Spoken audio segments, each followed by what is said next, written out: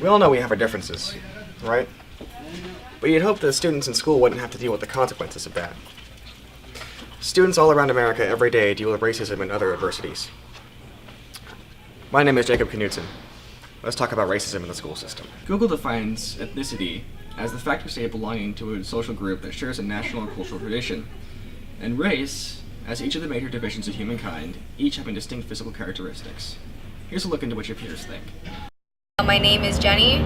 To me, race is a big part of who you are and what you look like, in a way-ish, and your physical features. Cute. And ethnicity is how you is the beliefs that you have from your culture or whatever you believe in that you integrate into your everyday life and your everyday actions. My name is Axel Medina. To me, it means something to be prideful for. You should definitely never forget your own ethnicity or race. Because what's the fun in forgetting your taco recipe, right? Everyone likes tacos. My name is Azucena. Just where you come from.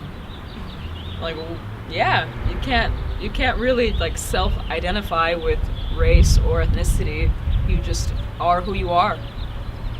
One of the main beliefs in the school system is that every student is treated equally, no matter their color, gender, or social status. Historically, this has not been the case.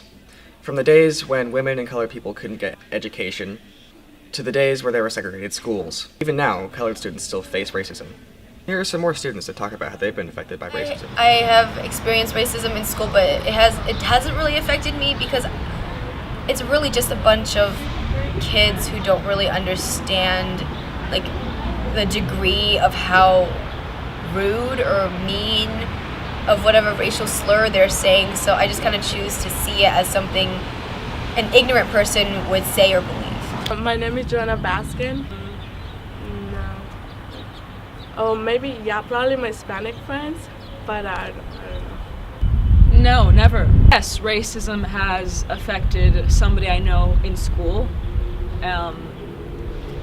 My friend, Angelique, I feel like maybe it would be easier for her to go as Angie, which she does, because her name is a little more ethnic, and I remember a teacher saying that to her, so that definitely has affected her life. Unfortunately, it isn't like this everywhere in America. These students are lucky enough to go to a school where they don't have to deal with these kinds of problems. Even in just other schools in the same area, there are vastly different racist dynamics. From bullying to inter-race rivalries, there is a lot of tension between students and even teachers, inside and outside of school.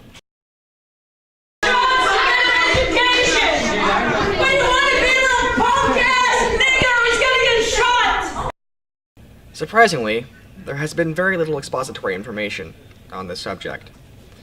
The media rarely covers how students are affected by racism, be it by teachers or students.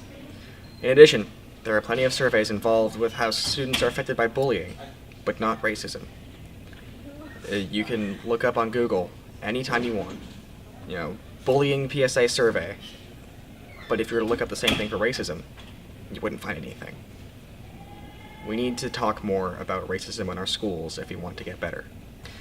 Things don't have to be like that, though. There are things we can do to prevent this kind of thing. We can teach others that everybody is equal, no matter the color of their skin or where they came from. Everybody is a person, after all. In addition, every child in school should be given equal opportunities. The choice is only ours. Do we let children everywhere have their education affected by racism, or do we do something about it?